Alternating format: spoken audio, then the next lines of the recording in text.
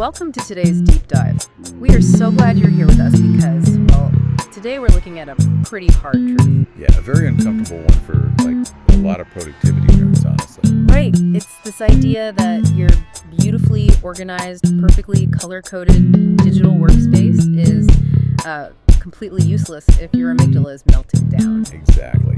I mean, usually when people talk about building these highly productive systems, there's this expectation of just pure external perfection. Like you sit down, you look at your glowing digital dashboard, all the dials are perfectly aligned, and you think, yeah, I'm ready to conquer the world. But if the engine inside your own head is literally on fire, that polished exterior isn't going to save you at all. No, it really won't.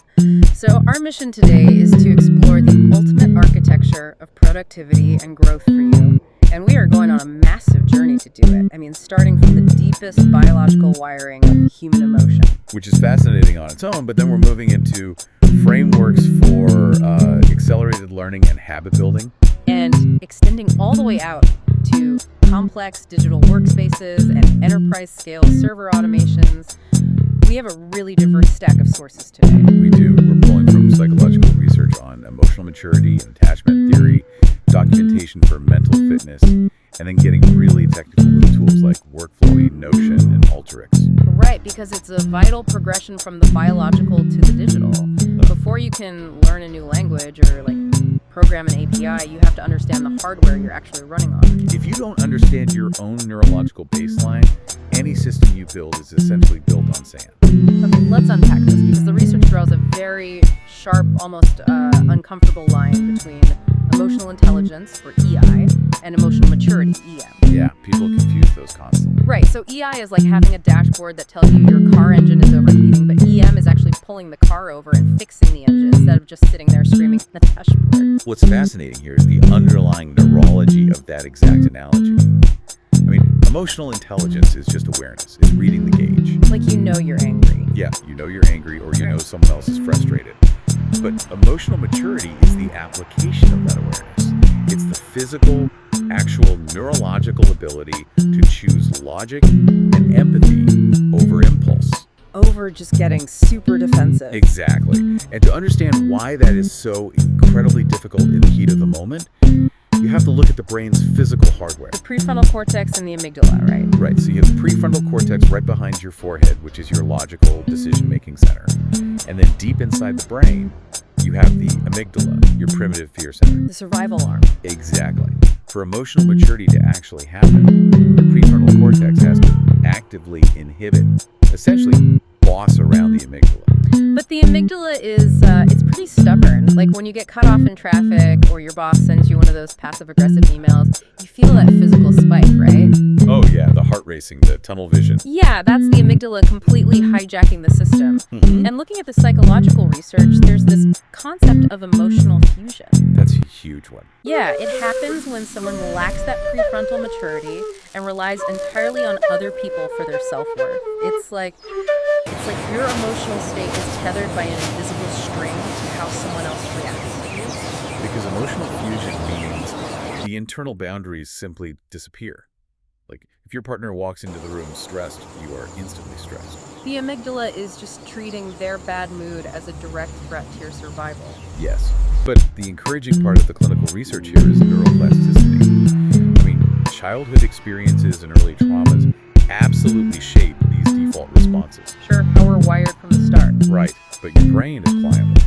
Therapeutic modalities like CBT, cognitive behavioral therapy, which looks at negative thought patterns, or DBT, which focuses on distress tolerance, they actually physically rewire the brain. That's wild. You're physically changing the brain. You are literally building thicker, faster neural connections from the prefrontal cortex down to the amygdala. It gives the logical brain a stronger emergency brake. And it doesn't always require, years of intensive therapy to just start building that brake either. The documentation around mental fitness for entrepreneurs highlights these tiny micro interventions. Oh, the PQ reps. Yeah, PQ reps, which stands for positive intelligence. These are just like 10-second exercises you do with your eyes open or closed. PQ reps are brilliant because they interrupt the neurological loop. They're designed to boost what researchers call the self-command muscle.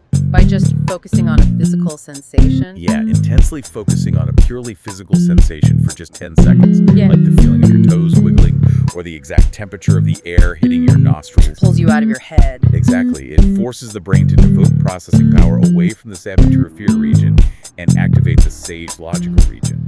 It breaks the cycle of the amygdala hijack before it fully takes hold. That makes a lot of sense, taking you out of the abstract fear and putting you back into your physical body. And this all ties heavily into attachment theory for you as an individual, too. Definitely. Safe attachment versus reactive attachment. Right, having a safe attachment allows you to explore the world safely. You have a secure base to return to. But on the flip side, there is reactive attachment disorder, or RAD, which makes forming any kind of relationship incredibly difficult. Because reactive attachment disorder generally stems from severe early neglect, which wires the brain to view almost all interpersonal connection as a potential threat. The walls are just built so high. Incredibly high. But whether you're dealing with clinical RAD or just, everyday office conflict, the data points to reflective listening as this profound de-escalation tool. Where you just repeat back what they said. Essentially, yes. When you reflect back exactly what someone is saying without adding your own judgment or defense to it, you signal to their amygdala that they are heard and safe. You are actively turning down their internal alarm system.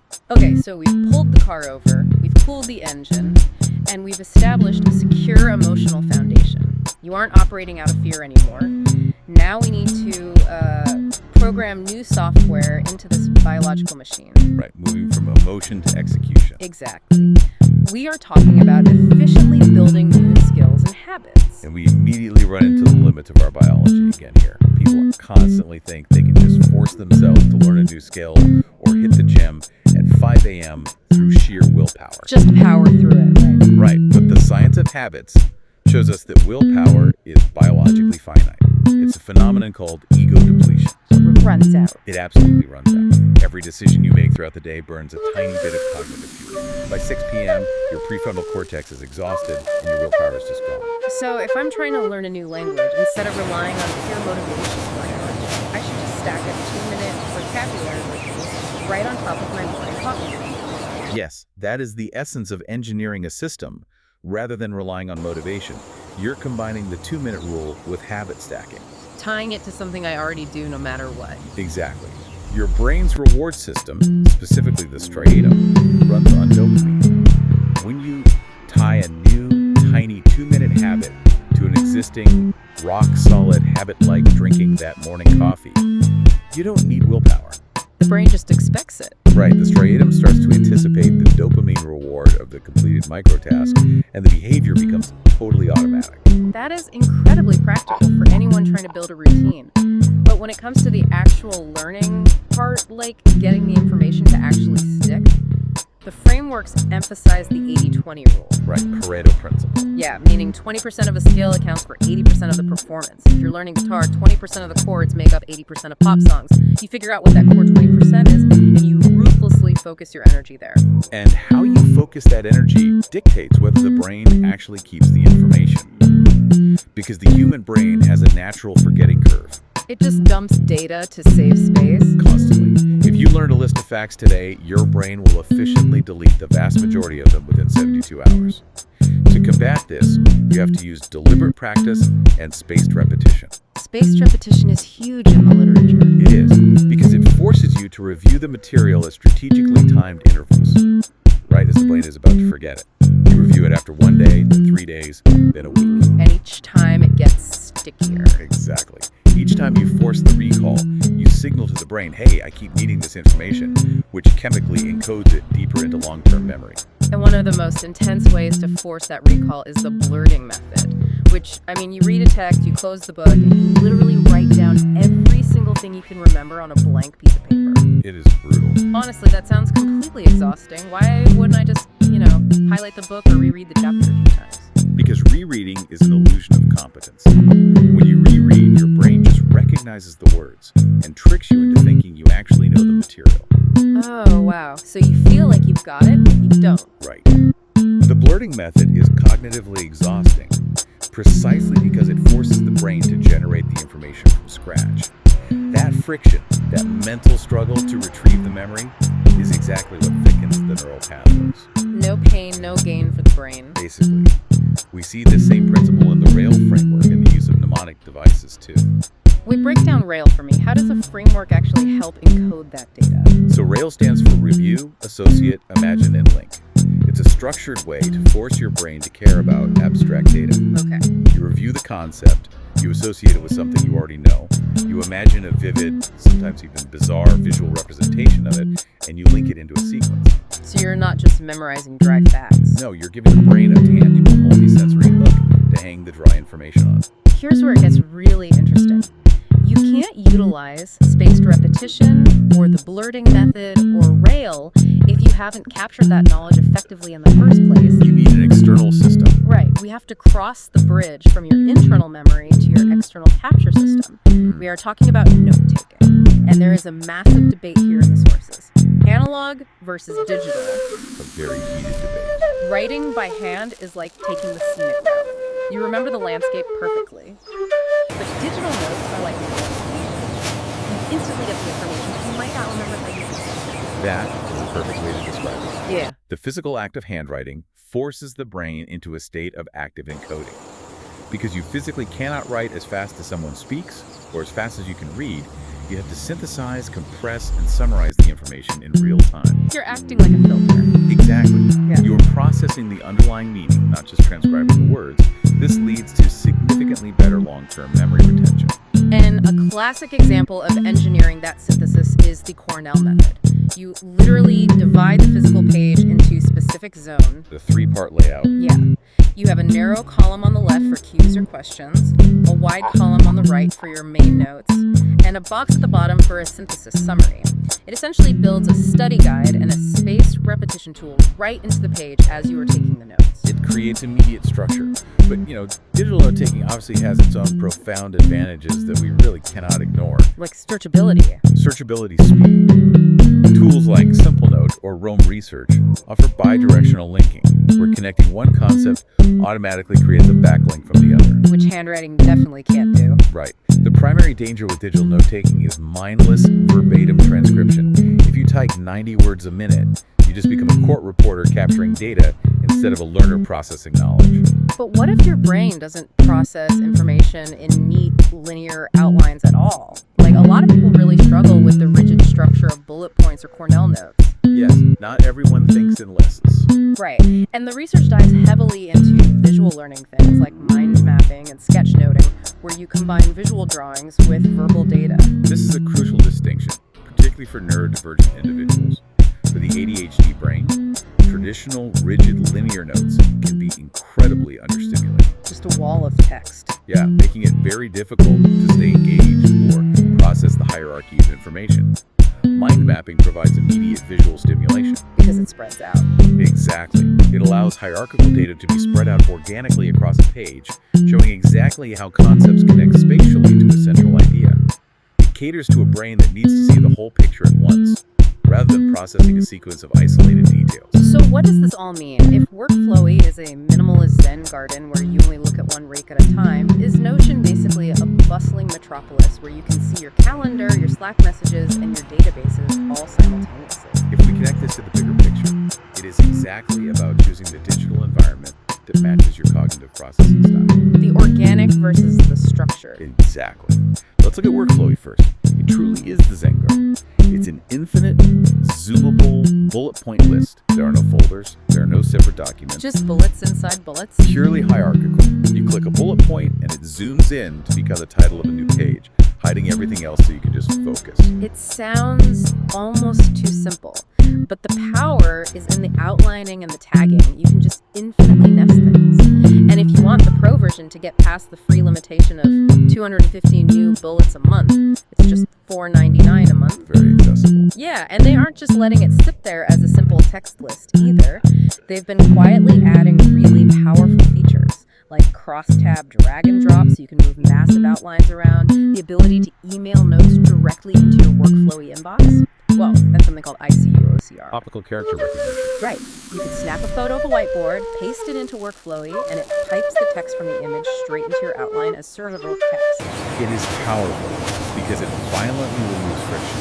The barrier between having a thought and capturing it is almost zero. But it's pretty terrible for rich media, right? Oh, absolutely. If you need a comprehensive dashboard with charts, embedded videos, dynamic tables, you hit a wall very quickly. That is where Notion steps in as the maximalist approach. Notion isn't just a document, it's a relational, database-driven workspace. Notion feels like you are building your own software, honestly. You can embed live content from over 1,900 different domains using a service called iFriendly. It's incredibly robust. Yeah. You can drop in a live Zoom link, a scrolling Slack channel, Google Drive folders, interactive Miro boards. It all just lives natively right there on the page. And the true architectural power of Notion lies in its /database command. You type /database, and you can create multiple interconnected databases within a single view. Like having different lenses for the same data. Exactly. You can link to an existing sample database, customize it to display as a rigid table, a Kanban board for project management, or even a calendar view. And then just delete the ones you don't need. All right, you delete the old default views to curate a hyper-specific master dashboard for yourself. You even have the granular nuance of choosing whether to paste a URL as a large visual bookmark or just a subtle inline mention that flows seamlessly with the text. Okay, wait. You're losing me a little bit here on the transition. We went from personal bullet journals and Notion databases to, enterprise server automation? It's quite a jump. Yeah. If I have this massive, beautiful Notion database, why do I need to suddenly care about Alteryx and APIs? What is the bridge here? The bridge is the limit of human input. At a certain point, personal productivity just isn't enough. You built this perfectly organized Notion dashboard, but you are still the one manually dragging the Kanban cards, downloading the reports, and pasting the data. I'm doing all the heavy lifting. Yes. As your system scales, you become the bottleneck. You need machine automation. You have to take the human completely out of the loop and outsource your digital habits to a server. Oh. That is where a platform like Alteryx and its workflow automation API comes in. Okay, that makes sense. We are moving from organizing data to operationalizing it at enterprise scale. And the technical documentation for Alteryx gets very specific about how to do this safely. It talks about the Alteryx API v3, which allows users to upload new workflows programmatically as .yxzp files. Right. Think of an API endpoint like a digital waiter at a restaurant. You hand the waiter your YXCP file, which is essentially the recipe or the blueprint for the complex data tasks you want done. And the waiter takes it to the kitchen. Exactly. The waiter takes that recipe back to the server, the kitchen, to execute it without you ever having to go back there yourself. But you cannot just let a machine run wild with enterprise data. A single bad recipe could accidentally delete a database or expose sensitive customer information. Wait, so I can set up an API to run a massive data job automatically, but I have to ensure the execution mode is set to safe, so it doesn't accidentally trigger the wrong data connector and break my system. This raises an important question, right? It's about safety protocols. Setting it to safe restricts certain tools and data connectors to prevent malicious or accidental system damage. Semi-safe and standard offer more permissions, but they carry a much higher risk of breaking the entire system. Because they can access more of the underlying structure. Exactly, they are digital boundaries. But there is also the complexity of version control here. The documentation outlines a parameter called bypass workflow version check. Right, I saw that. If you set it to true, you can force the API to upload a workflow, even if the document's version is technically greater than the server's. But aren't I just overriding the very safety systems we just established? Like, why would a platform even allow you to bypass version checks if it could break compatibility?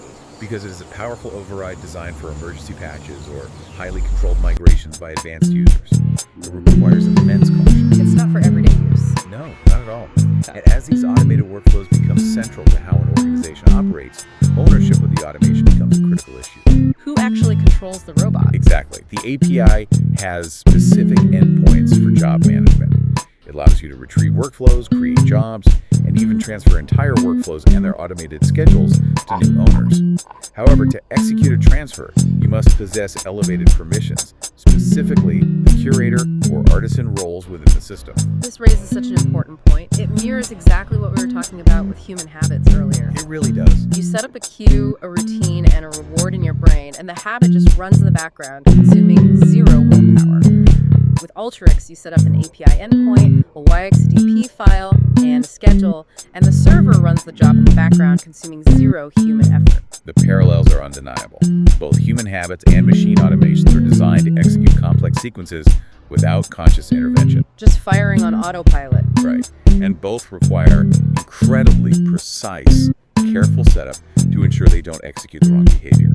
Whether that is you automatically stress eating because a bad emotional habit loop got triggered by your amygdala, or an enterprise server crashing because an API workflow wasn't set to safe execution mode.